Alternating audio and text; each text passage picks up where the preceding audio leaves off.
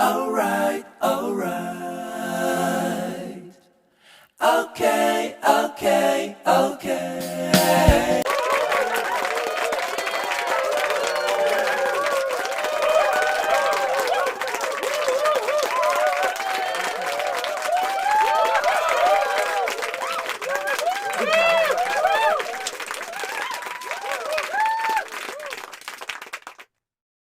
Halo, assalamualaikum warahmatullahi wabarakatuh. Shalom, selamat pagi, selamat siang, selamat sore, selamat malam. Om Swastiastu Namo Buddhaya. Salam sejahtera buat Anda semua peserta pelatihan ekspor.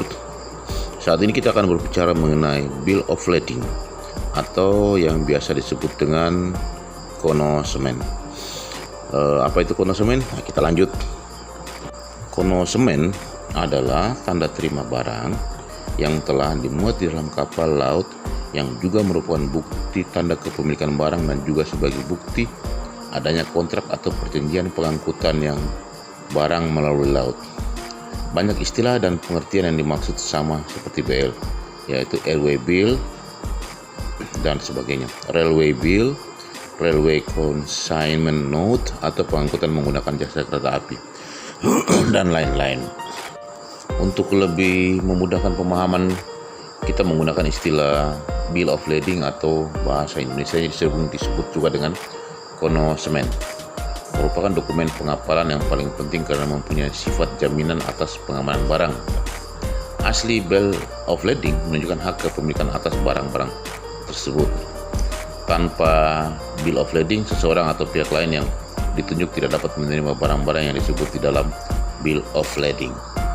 Pihak-pihak yang tercantum dalam BL, penggunaan Bill of Lading sebagai bagian dari dokumen ekspor dibutuhkan dalam perdagangan ekspor karena melibatkan berbagai pihak antara lain shipper, yaitu yang bertindak sebagai beneficiary, consignee, yaitu pihak yang diberitakan tentang tibanya barang, notified party, pihak yang ditetapkan dalam LC, letter of credit, carrier, yaitu pihak pengangkut atau jasa pelayaran. Nah, apa fungsi-fungsi pokok daripada BL itu? Fungsi pokok daripada BL sendiri bukti atau tanda pengiriman barang, yaitu barang-barang yang telah diterima oleh pengangkut dari shipper, dari pengirim kepada importer di suatu negara. Sehingga fungsi pokok daripada BL sendiri adalah bukti kepemilikan barang atas atau dokumen of title yang menyatakan bahwa barang-barang orang yang memegang BL tersebut merupakan pemilik barang-barang yang tercantum dalam Bill of Lading. Kepemilikan Bill of Lading dapat didasarkan kepada beberapa hal, antara lain Bill of Lading atas pemegang atau yang biasa disebut dengan bearer Bill of Lading. Jenis BL ini jarang digunakan. Yang dimaksud dengan bearer adalah pemegang BL, dan karena itu setiap orang yang memegang atau memiliki BL tersebut dapat menagih barang-barang tersebut pada BL. Jenis ini mencantumkan kata bearer di bawah alamat consignee. Yang berikutnya adalah BL order atau BL made of order, ya, made out or order. BL ini tercantum kalimat consignee to order of di depan atau di belakang nama consignee atau pada notified address. Biasanya syarat BL demikian ini ditandai dengan mencantumkan kata order pada kotak consignee pada BL yang bersangkutan. Pemilikan BL ini dapat dipindah tangankan oleh consignee kepada orang lain dengan endorsement, yaitu menandatangani bagian belakang BL tersebut. Nah, yang selanjutnya adalah stride BL. Bila sebuah Bill of Lading diterbitkan mencantumkan nama si penerima atau consignee, maka BL tersebut disebut BL atas nama atau stride. Pada stride BL menggunakan kata-kata consignee itu atau to yang diletakkan di atas alamat dari consignee tersebut. Apabila diinginkan pemindahan hak milik pemilik barang-barang tersebut, maka harusnya dengan cara membuat pernyataan pemindahan hak milik yang disebut declaration of assignment. Dan bila dilakukan endorsement, maka pemindahan pemilikan barang tersebut dianggap tidak berlaku. Selanjutnya kita juga mengenal beberapa jenis BL. Yang pertama adalah Receive for Shipment Bill of Lading. BL yang menunjukkan bahwa barang-barang yang telah diterima oleh perusahaan pelayaran untuk dikapalkan tetapi belum benar-benar dimuat atau dikapalkan pada batas waktu yang ditetapkan dalam letter of credit yang bersangkutan. Risiko yang mungkin akan terjadi pada BL jenis ini adalah kemungkinan barang akan dimuat dengan kapal lain. Bila terjadi pemogokan barang-barang tersebut terbengkalai atau rusak, kemungkinan penambahan ongkos atau biaya lain seperti sewa gudang dan sebagainya. Jadi BL ini berisiko ya. Yang kedua adalah ship on board BL. BL yang dikeluarkan apabila perusahaan perkapalan bersangkutan mengakui bahwa barang-barang yang akan dikirim benar-benar telah berada atau dimuat di atas kapal. Yang selanjutnya adalah short form BL. BL yang hanya mencantumkan catatan singkat tentang barang-barang yang dikapalkan, tidak termasuk syarat-syarat pengangkutan. Yang keempat adalah long form BL. BL yang memuat seluruh syarat-syarat dan pengangkutan secara terperinci. Yang kelima adalah truk BL. BL yang dikeluarkan apabila terjadi transshipment atau transshipment akibat dari tidak tersedianya jasa langsung ke pelabuhan tujuan. Jadi ini merupakan transit ya, barang-barang transit lagi. Yang selanjutnya adalah combined transport. Nah, ini BL yang digunakan pada saat terjadi transshipment dilanjutkan kemudian dengan pengangkutan darat. Jadi antara pengangkutan darat dan pengangkutan laut, BL-nya adalah combined transport. Yang selanjutnya adalah charter party BL. BL yang digunakan adalah apabila pengangkutan bersedia menggunakan charter, sewa borongan sebagian sebuah kapal. Jadi kita menyewa sebuah kapal itu namanya, dan seluruh barang di atas kapal pemiliknya satu, makanya namanya charter BL. Terus yang disebut liner BL. BL yang dikeluarkan untuk pengangkutan barang-barang dengan kapal yang telah memiliki jalur perjalanan serta persinggahan yang terjadwal dengan baik. Nah, ini yang kadang-kadang yang sering dipakai oleh seluruh eksportir. Jadi perjalanan kapal juga kita harus tahu pelabuhan-pelabuhan mana yang disinggahi sehingga sesuai dengan BL-nya. Fungsi bill of lading. Oke, kita lanjut kembali. Fungsi-fungsi daripada bill of lading. 1. Document of receipt atau receipt of the goods, tanda-tanda terima atau muatan. Contract of carrier atau kontrak pengangkutan. Yang ketiga adalah document of title dokumen, bukti kepemilikan barang atau pihak yang berhak mengambil barang di pelabuhan pembongkaran. Order BL atau atas perintah yang menyatakan barang dalam BL diterima menurut perintah pengirim yang namanya tercantum dalam BL. Jadi penerima barang saja dan yang namanya tercantum yang bisa menerima barang atas perintah bill of lading. Yang selanjutnya negotiable BL yang diperdagangkan atau menyentuh kata order, consignee order. Cara pemindahannya kepada penerima dengan mengendorse.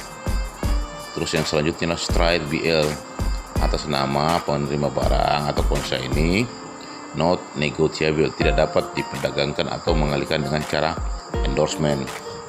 Yang selanjutnya domestic BL untuk pengangkutan regional atau lokal. Direct BL yang berlaku untuk pengangkutan barang ekspor oleh perusahaan pelayaran samudra. Jadi ini juga dipakai direct BL. Ini cara pengeluaran barang dari daerah pabean. Terus yang selanjutnya truk BL yang berlaku atas barang-barang yang diangkut oleh kapal pengangkut. Yang selanjutnya adalah ship BL yang dikeluarkan oleh pengangkut untuk barang yang telah dimuat dalam kapal. Nah, yang selanjutnya to be ship BL yaitu barangnya telah diterima pengangkut, disimpan dalam gudang tempat yang ditunjuk oleh pengangkut. Yang selanjutnya clean BL, bersih, tidak ada catatan pihak pengangkut mengenai penyimpanan atau kerusakan atau kekurangan barang tersebut. Full BL adalah BL kotor atau kebalikan clean BL. Pada BL terdapat catatan pengangkutan mengenai penyimpanan, kerusakan, kekurangan barang atau pengepakan kemasannya pada BL. Combined transport meliputi pengangkutan barang yang menggunakan lebih daripada satu jenis moda transportasi. Nah, ada selanjutnya group pack BL. Group pack BL dipergunakan oleh forwarder dengan mengumpulkan beberapa jenis barang dan berbagai shipper dan mengirimnya sebagai satu kesatuan. Pengangkutan mengeluarkan grup PEG BL terhadap forwarder. Untuk masing-masing shipper, pihak forwarder menerbitkan House Bill of Lading. Bagian-bagian. Oke, kita lanjut. Memang training Bill of Lading ini agak menjenuhkan karena kita akan berbicara terus mengenai dokumen. Baik, kita akan lanjutkan mengenai bagian-bagian di dalam Bill of Lading. Yang pertama adalah shipper. Shipper adalah pengirim, biasanya adalah pihak yang mula-mula menyiapkan BL dan memberikan perincian dan barang yang diperlukan, di mana hak Visby Rules atau Hamburg Rules diberlakukan. Pengirim wajib mendapatkan keterangan peraturan yang berlaku bila barangnya dikapalkan. Sebaliknya, pengirim berkewajiban memberikan keterangan yang jelas mengenai barangnya, dan bila keterangannya tidak benar dapat mendapat tuntutan dan kapal sebagai pengangkut atau carrier-nya. Oke, yang nomor 2 bagian daripada BL adalah consignee atau penerima. Keterangan mengenai pihak penerima bukan urusan kapal, namun persoalan antara penjual barang, biasanya shipper, dan calon pembeli barang. Tergantung transaksi perdagangan dan barang. Di dalam kotak untuk consignee dalam Bill of Lading dapat ditulis bearer atau holder, atau juga disebut dengan nama dan consignee atau to order, atau kotaknya dibiarkan kosong. Semuanya itu menunjukkan cara pemindahan kepemilikan. Yang selanjutnya adalah notify address. Notify address atau pemberitahuan ke alamat. Notify address adalah alamat atau nama pihak shipper minta kepada pemilik kapal, carrier, untuk diberitahu apabila kapal sampai di tempat pembongkaran barangnya. Biasanya notify address adalah consignee atau agen yang diminta untuk menerima barang apabila kapal tiba. Notify address dapat juga berupa sebuah bank. Yang selanjutnya adalah vessel. Nama kapal yang mengangkut barang harus ditulis. Hal ini perlu dalam Bill of Lading untuk memberitahu bahwa barang telah diangkut secara fisik dan seller penjual kepada buyer. Contoh yang diberikan Bill of Lading adalah dari PT Jakarta Lloyd umpama mengadakan pelayaran tetap ke Australia. Barang diangkut terlebih dahulu ke Singapura dengan kapal induk Peti Kemas yang merupakan aliansi dari Jakarta Lloyd. Oleh karena terdapat 2 kotak isian, yakni di atas kapal yang berlayar dari Indonesia ke Singapura, dan kotak kedua menunjukkan intended ocean vessel dari Singapura ke Australia. Place of receipt adalah tempat Bill of Lading diterima oleh perusahaan pelayaran. Misalnya, penerimaan JIL di kantor pusat Jakarta di Jakarta. Port of loading adalah tempat untuk pemuatan barang. Penting untuk mengetahui tempat asal origin dan barang yang dikapalkan. Tempat asal barang adalah penting untuk diketahui oleh pembeli. Hal ini disesuaikan dengan peraturan dalam Hague atau Hague Visby Rules. Sebagai contoh, port of loadingnya adalah Tanjung Priok. Port of discharge atau ocean vessel-nya dalam Bill Lading biasanya disebut hanya satu pelabuhan bongkar, di mana pelabuhan bongkar adalah sudah dituju dalam BL. Pemilik kapal harus melayarkan kapalnya ke sana kecuali terhalang oleh kondisi yang membahayakan kapal. Yang selanjutnya adalah shipper atau description of goods ya. Dalam contoh dibagi dalam marks on numbers of container of orders, packaging, piece of unit, description of goods, container numbers, gross weight, dan measurement. Sesuai hak Visby atau Hamburg Rules, shipper berhak untuk meminta kepada kapal untuk mengeluarkan Bill of Lading yang memberikan perincian mengenai barang yang dimuat. Dengan melihat Bill of Lading, buyer dapat mengetahui barang yang ada di kapal. Keterangan yang lebih rinci tentunya sangat diperlukan untuk melakukan pembelian dalam perdagangan internasional. Sering menimbulkan persoalan dan pengangkut hanya mengetahui keadaan dari luar saja. Oleh karena itu ada istilah shipper load on count, and count, apparent good on order condition, set to wait, dan lain-lain. Yang nomor 6 adalah no of original bill of lading. Secara tradisional jumlah bill of lading. Yang selanjutnya adalah ship on board. Yang dimaksud dengan ship on board ini adalah bahwa shipper yang mendapatkan bill of lading belum menentukan bahwa barangnya sudah dimuat di atas kapal. Barangnya itu mungkin masih berada dalam gudang dan menunggu pemuatan ke atas kapal. Tanggung jawab sepenuhnya berada pada pihak carrier, namun date atau tanggal bahwa barang betul sudah berada di atas kapal sebaiknya diperhatikan. For the carrier dalam JIL PT Jakarta Lloyd adalah tanda tangan dan petugas perkepalan dapat menyaksikan pemuatan barang ke atas. Yang selanjutnya freight and charge, yaitu jumlah dan freight yang dibayar dapat tertera dalam kolom ini dan dapat juga tidak. Biasanya ditulis oleh freight payable at destination atau dapat juga ditulis freight prepaid. Yang selanjutnya adalah BL no. Pada sebelah kanan atas ada kotak khusus untuk nomor dan bill of lading. Pada contoh diberi nomor sebagai referensi untuk perusahaan pelayaran dan juga untuk shipper dan buyer. Yang 10 adalah for the carrier. Biasanya kalau kita ambil contoh adalah Jakarta Lloyd atau dan sebagainya by as agent. Bila mana barang telah dimuat di atas kapal dan shipper telah melaksanakan kewajiban pembayaran biaya dan barang tersebut seperti freight, biaya terminal, bongkar muat dan sebagainya, maka agen sebagai perwakilan dari perusahaan pelayaran akan membubuhkan tanda tangan sehingga barang sudah bisa dikirim. Nah, saudara-saudara, inti daripada bill of lading ini adalah bahwa kita juga bisa menggunakan door to door shipment. Artinya bahwa barang yang turun dari pelabuhan oleh pelayaran akan diantar ke alamat tujuan pengiriman sesuai perintah BL. Jadi semua bill of lading ataupun apapun perintah bill of lading itu dasarnya kita kembali ke letter of credit. Apa mau buyer? Apakah barangnya diangkut lagi oleh agen atau langsung diantar kepada gudang daripada buyer? Nah, semua ada dalam BL.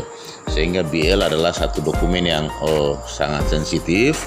Ini mohon diperhatikan bahwa kelancaran pembayaran atas barang ekspor atau saat dipresentasikan kepada pihak bank pembayar, maka BL merupakan satu rujukan atas sudah terkirimnya barang.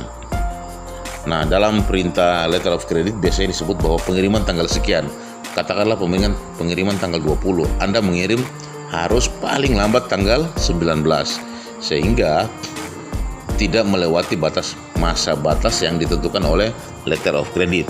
Nah, dalam proses presentasi ke bank, eksportir bisa melakukan presentasi kepada pihak bank pembayar dengan BL tersebut. Jadi dengan invoice, dengan packing list, dan sertifikasi lain yang diminta atau dipersyaratkan dalam letter of credit, sehingga proses bisa terjadi dan bisa terjadi pembayaran. Banyak orang dengan nada positif maupun nada negatif mengatakan bahwa ekspor itu sangat sulit. Persoalannya karena knowledge-nya belum paham bagaimana proses dokumen-dokumen daripada ekspor ini. Kalau Anda mau lebih gampang, terutama untuk handicraft, maka Anda bisa membuat LC yang clean LC. Artinya dokumennya cuma dokumen pengiriman saja. Kalau kita kirim lewat udara, ya RW bill. Anda menyertakan RW bill dalam dalam presentasi letter of credit kepada bank pembayar, maka langsung bisa cair pada saat itu, sehingga prosesnya lebih gampang dan lebih mudah. Tetapi kalau untuk barang-barang yang lain, maka biasanya banyak sertifikasinya. Salah satunya adalah termasuk untuk saat sekarang, karena saat ada wabah corona, biasanya kontainer itu harus difumigasi. Jadi biasanya harus ada sertifikat fumigasi, itu diurus oleh lembaga tersendiri. Tetapi dokumen induk daripada letter of credit atau proses ekspor ini yang salah satunya adalah bill of lading. Baik saudaraku, terima kasih atas perhatian. Minta maaf bahwa membicarakan bill of lading ini kita agak bosan, agak jenuh, sebab semuanya dokumen aja. Tetapi Pak D coba untuk menjelaskan lebih rinci.